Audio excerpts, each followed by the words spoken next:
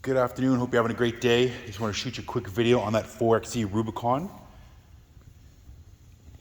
Beautiful stingray exterior, LED headlights up front, got the blue accent to show it's 4xe. It's not plugged in so you can't see, but like right in there, that's your lights up when it's charged.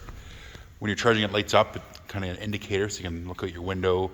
We have a power charger just out front there, and one of these things are plugged in and kind of see how far it's progressing in the charging. Pretty neat.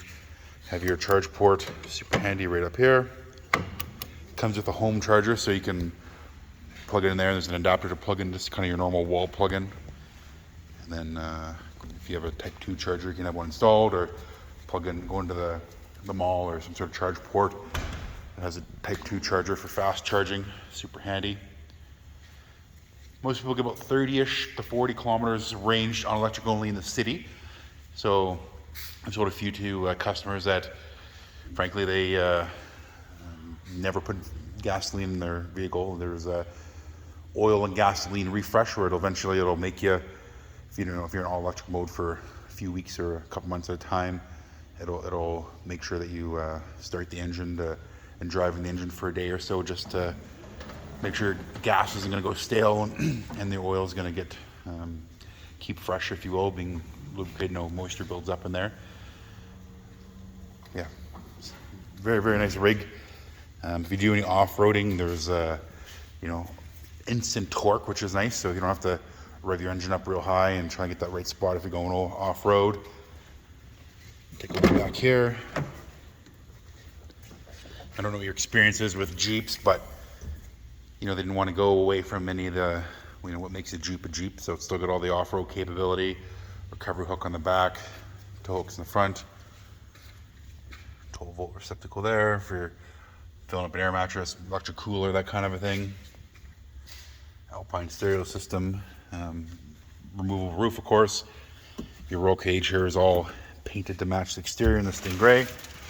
And then you have the neat little storage cubby back here, plus your Torx bolts and pins and everything fit right in there. They're all labeled. Roof, windshield, door hinges, that kind of a thing. This is your charge cable bag, so everything's kind of in there. Plug it in, and your bag here. This is for your Freedom top, so I'll show you in a moment. The front two panels come off. If you don't want to necessarily go through the time and hassle of taking the hard top off, or if you're out and about and you have that bag in the back, you can just pop these two front panels off here. They go in that bag. That'll allow you to kind of get that open air convertible feeling, if you will. Take a look back here. There's the charge cable.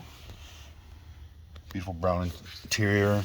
Wally webbing on the back here for decoration. Get the 120 volt inverter right down there, so you can plug in fast charging phones.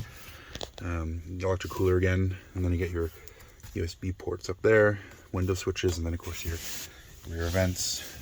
And these guys fold down to give you a little more cargo space, but the battery pack is located underneath the seat. So like a normal Wrangler, if you will, would be pretty much flat from the trunk all the way to the second row. Can't do that, but you can still fold it down, get a little bit of space. This one's got all the safety features you can get on a Wrangler. It's got the blind spot monitoring. You see a little triangle right there.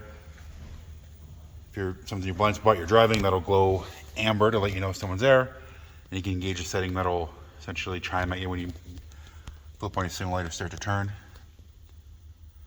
There's your hybrid, electric, and e-save mode. So quick and easy just to turn those on. Hybrid, electric only, and then e-save. So if you wanted to, hypothetically, drive to the Calgary or something like that, fuel up, go, gasoline engine only, and when you get to Calgary or another city or wherever your destination is, you can just be in your electric mode all the time. Adaptive cruise control here and regular cruise control buttons. Automatic high beams. 8.4-inch touchscreen. You got Apple CarPlay, Android Auto, heated seats and steering wheel, and then of course you get your, being a Rubicon, you get the extra, sorry for the shaky camera, extra features. So you get your front and rear lockers, or just rear only, so that'll front and rear will be All 4 tires spin the exact same speed. If you're off-road or stuck in the mud or something like that. And rear only, they clamp down and they get your sway bar disconnect. So if you're doing some off-road, you can disengage that and give you a lot more articulation on the front axles and get through some tight spots. 4 high auto, 2 high, and 4 high part-time. So 4 high part-time locks in 4-wheel drive in the high mode, and then 4 high auto kind of acts like all-wheel drive. Sends slippage. Since the slippage, it'll send power to the front wheels. And if you're backing up and you're in 4 high in the winter time, something like that, on other Wranglers, when you're backing up, then it'll kind of get like a shimmying or rubbing sound because all 4 tires rotating at the exact same speed. You're turning, and as you know, like the inside ones will turn slower than the outside wheels, so you get that chugging motion. With the 4x4 auto, it just works. So you don't have this with driving a normal all-wheel drive vehicle. You don't have that scraping or sound or anything like that. So really handy with that. Passive entry. So lock your door, hand behind here, unlock it. Just taking another shot from the side.